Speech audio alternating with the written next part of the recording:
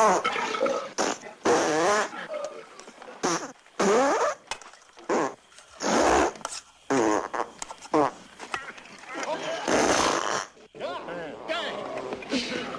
about some more beans, Mr. Taggart? I'd say you've had enough.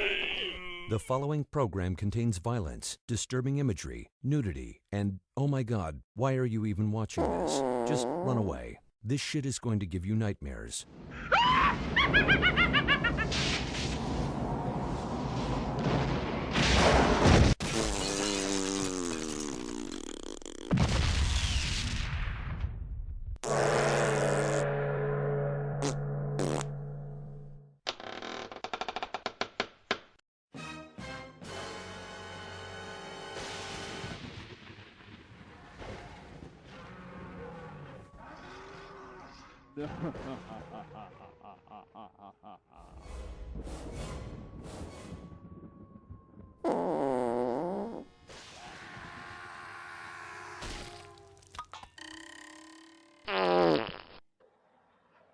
Hello, and welcome to another episode of Untold Archives and Cryptid Confessions. Here's your host, North Bliskin.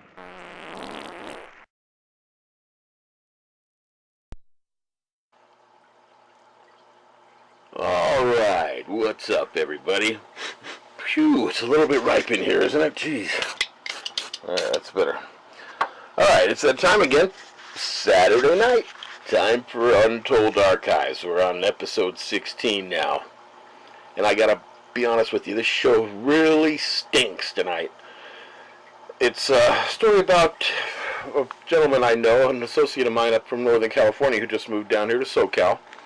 He was a fishing guide on the Trinity River. He actually guided a lot of the rivers up there, but the story's from the Trinity.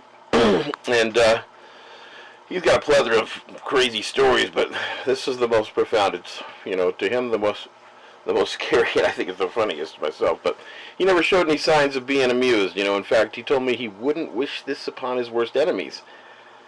And he also made me promise not to release his identity in this case, as he's now a big-time consultant. And he's more of a sales rep, but, you know, he can't afford to be looked at as some kind of a dipshit, and I understand why. So I suggest you all grab a can of Febreze and open up the windows. It's about to get a little bit smelly in here. As I welcome Mr. Horace Moncrief.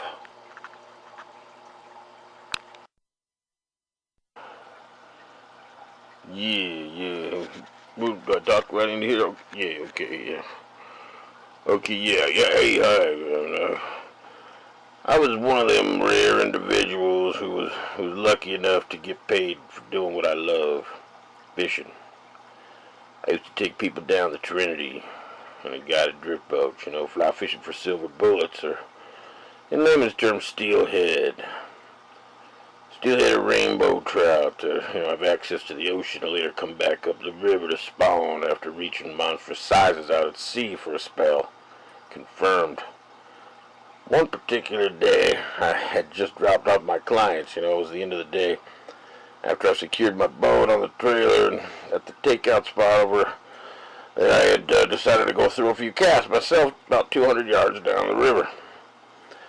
Now, I was about 200 yards past the boat dock. That's the takeout, where, if you go any further beyond that spot of the boat, you hit some rapids, and you're not really allowed to go down there. You get a hell of a fine, so a few of us knew this way down there to this honey hole. It's rarely fished, because no one really goes down there. Excuse me.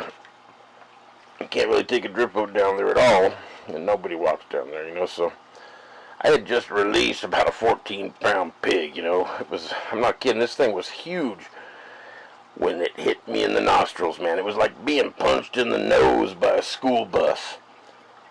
At first thought, I'm thinking, did I shit my pants? Or is this an old stale gasser from earlier just now osmosing its way out of my breathable chest waders, But hell no, man. On second thought, it was way too horrific of a scent to be one of mine.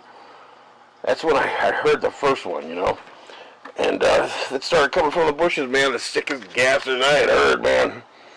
I'm not kidding, man. So, I'm sitting there. I'm hearing it. you know, left and right coming from the bush. And I'm thinking, oh shit, it's gotta be what this damn smell's coming from, you know. Split second later, you know, I was flabbergasted right by the most unbelievably unpleasant stench I had ever laid my nose on, man. It was like a sick chemical beer fart times infinity. Like an unserviced outhouse in the midday sun after a weekend-long summer festival, man. Crossed with the Farmer John plant, you know, in 100-degree weather. I'm not exaggerating. This shit made a human restroom smell like a florist shop. It was like a whiff of Satan's toilet after a chilly cook-off in hell. I instinctively, you know, removed my beanie and held it tight against my nostrils and my mouth, and then it happened again, man. Oh my God, it was so loud and rank, I remember screaming, "What in the name of God?" And I heard to my left in my own voice, but louder, way louder, "God!" And dude, I can't even describe the adrenaline rush. It was like the deepest fear mixed with euphoria, man, mixed with the greatest high I've ever felt. It was indescribable, the feeling I had. Within seconds, that fucking smell overpowered everything again. And of course, off to my right, here comes another one. So I looked that way, and sticking out of the bushes, I'm not kidding, is a giant, hairy fruit bowl. It was like a baboon ass, man, on steroids. I'm not trying to be funny here, but how else do you describe it? I saw the scariest, smelliest, most unbelievable thing I'd ever witnessed. Now, I've heard of infrasound, you know, but I was paralyzed from a smell, not a sound. This was infra-smell, confirmed. Trust me, it's a real condition. I'm proof. Infra-smell is some powerful shit, man. No pun intended. You could feel the odor in the air, like an invisible steam bath of butt air. If I could have bottled it, it could be used in chemical warfare. One of this thing's farts could easily clear a football stadium in under 10 minutes. I'm not joking. With the right zephyr, hell, it could be smelled in the next county. I'm sure. It was seriously like I was peeling an onion for 3 days straight in a vacuum chamber. I was blinded by odor. Then I turned my head to see if the one who said God was coming out at me, you know. Instead, it was bolting up a steep cliff, breaking thick-ass trees in half. It bailed like a bull in a china shop, man, and I had my head on a swivel, of course. I turned back towards the other one who fart blasted me, and he was gone, too. It made no sound at all, like it was eerily quiet all of a sudden. I, however, remained in partial state of shock. It was like standing in the doorway of a 10,000-year-old tomb and having the door opened right in your face. When that thing hit me with that infra-smell, I was dizzy like I'd done a bunch of whippets, you know. I'm not sure how the hell I stumbled back to my rig, but pretty soon I was back at the bar chatting with my partner, Virgil. He told me that's exactly where he had seen a 12-foot booger on 2 different occasions, and he's pretty sure that's where he does his business. He once stepped in a booger pie, as he called it, and swears his wife made him toss his wading boots in the dumpster, even after soaking them in bleach for a week. He said he knows the odor too well, and he had a little sample of infra-smell in his garage from the damn boots. Still, his wife thinks they're out hidden out there, but he threw them away 6 months ago. Confirmed. My barkeep, Raul, says I'm lucky I didn't get eaten for dinner. And I said, eat me, Raul. I'll take being a Bigfoot dinner over a fart receptacle any day of the week. Hell, I'm now about 99% scent blind. I can't smell anything anymore. On a positive note, you know, I save a lot of money on deodorant, and I haven't had to trim my nose hairs in 3 years, but who y'all now, man? Now, aside from telling Carla, that's my girl, that her meatloaf is fantastic, I ain't no liar. And aside from the occasional toke or a few beers, I ain't no hallucinating hipster either.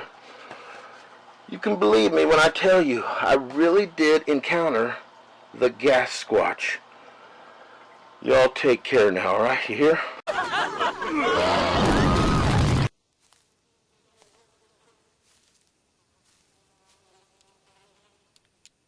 That is one big pile of shit.